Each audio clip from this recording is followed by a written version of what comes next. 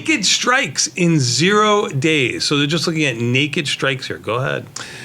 Well, last time we looked at something, what I did today was I bought the 30-day at the expected move for 30 days. Bought the wings. I bought the wings. I sold the guts. Yes, correct. But what we asked the research team to do, because every Tuesday now we do 0 DTs, what we asked the research team to do was to look at it, what if I didn't buy any of the wings? Got it. What if we just sold? It's going to use a lot of buying power, but they're just trying to show you how it would perform. And then you could take that and move it into your own risk tolerance. And your So own what we looked at buying was selling straddles, which is at the money, and then of course you can adjust if you want, like I did this morning, or you could just sell strangles. So far when I've been selling strangles, it hasn't really worked. When I sold the straddle. Made $2 on Tom's SPX trade while Tom was butchering it. Thank you. Yeah, there you go. Because I had a lot of work to do. I know. You're a busy man. Busy man. Think about what Taylor did. That's right. That guy did. Perfect. But the guy has a name. His name's Greg. Craig. Good job. Craig. Good job, Craig. Greg, whatever your name is. Let's take a look. Naked strikes. What if you didn't buy the wings? Trading options on the day of expiration, 0 DT is an exciting way for active traders to stay engaged throughout the day and see rapid results in liquid markets. Full disclosure, it's exciting when it works. It's not exciting when it doesn't work. Well, I've got like 10 in a row going, something like that. Yes, you do. Pretty good. Yes, you do. So tastylive has long been your source for data on how to best sell premium as a retail option trader. So far, most of our research on 0 DT is focused on at-the-money premium. How have other strikes performed? Okay? We're going to see. I can tell you my own experience with other strikes going further out of the money has not done very well. Okay. So I don't love selling straddles, but in the 0 DT, I think the straddle works better. Let's go to the next slide. Using 10 months of intraday data in the SPX options collected every 10 minutes, we examine the performance of short strangles at a variety of strikes. The at-the-money straddle. That's what we've been doing. So far, that's been good. Then we looked at the at-the-money straddle and buying wings, right? Both. Some days I've been selling the at-the-money straddle, not buying the wings. Sure. I've been messing around either way. Sure. Both of them have worked about equal. Sure. At 10%, 25%, 50%, or 100% of the VIX-derived one-day expected move. Now, where do you get the VIX one-day expected move? From the platform has it. On the right-hand side. Yeah, so the one-day expected move right now, if you think about, the one-day expected move, the S&Ps are like, what are they, 4,700, 4,800. Yes. 4,750. And so, yeah, so let's just say 19% is 1% expected move. We're about 30% lower than that. So you're probably talking about expected move of instead of 48. I'll save you the math. About $27, $30. Let's say $30. Let's just make it simple. So if you're looking at the one-day expected move, 10% of that, let's just round up, say it's $5. Because in the SPX, we don't have strikes. Yeah, the only thing you have is $5. So 25% of, because a little bit off here, so 25% in the SPX of the $30 move. $7.50 or something like that, would it be? Yeah, so these are going to be a little bit off. So it'd be like $3, $7.50, 50% would be $15, and 100% would be a $30 move. So that's how far out the strikes are. So you have to just move them a little bit. So the 10% would be $5, the 25% would be $10, the 50% would be $15, and the 100% would be $30. Yep. Okay? That's where we put the strangles. We considered three kinds of traders.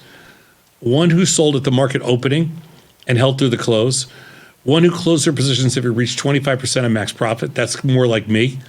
And one who recentered the same width every time it reached 25%, not recented. It should say recentered. What are they, from Brooklyn? John, what are you, from Brooklyn? We just have to change that to recentered on that last bullet point when you get a chance. Got it.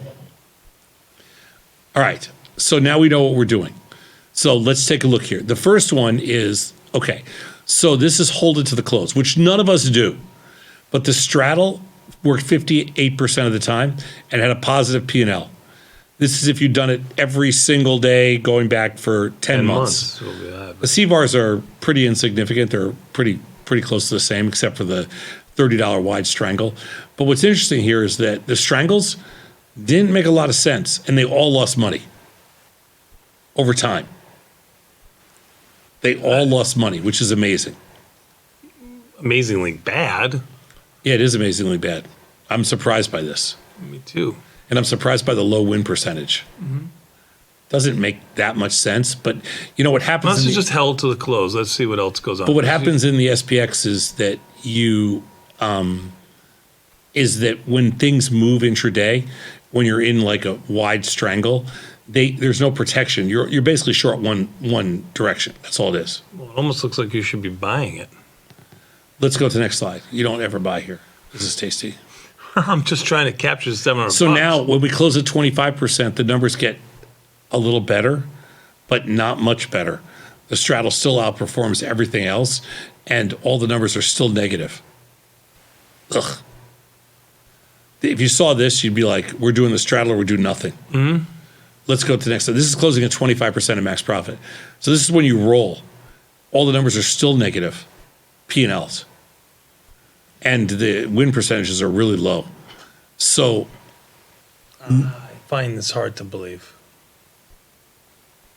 do you want to dispute the numbers? I don't know if we have it, if we're presenting it correctly. I mean, I don't know if that's the percentage, 10%, 25% is really 3.5, 7.5. I don't know. Sure, 100% makes sense because the C-bar is so low. That's a $30 move. I mean, we don't get that move intraday very often. These are put on the opening. I gotcha. Okay. Okay, so let's go to the next slide. So the takeaways.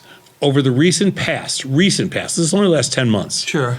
the only profitable way to sell zero DT premium, regardless of the management style, was to sell straddles. That means whether or not you bought the wings at 30 days out, you bought the wings somewhere else, or you just sold the straddles. Moving the short strikes out of the money did little to mitigate downside risk and cuts credits too much for the approaches to be net profitable. That's the whole problem. Just cut the credits. So the combination of factors explains the success of zero DT butterflies so far. I get that part. I get that third bullet point. Sure. It appears that the key to success in the zero DT market is to figure out how to sell at the money premium while controlling your risk. I think we agree with that. Mm-hmm. Interesting little study, no doubt about it.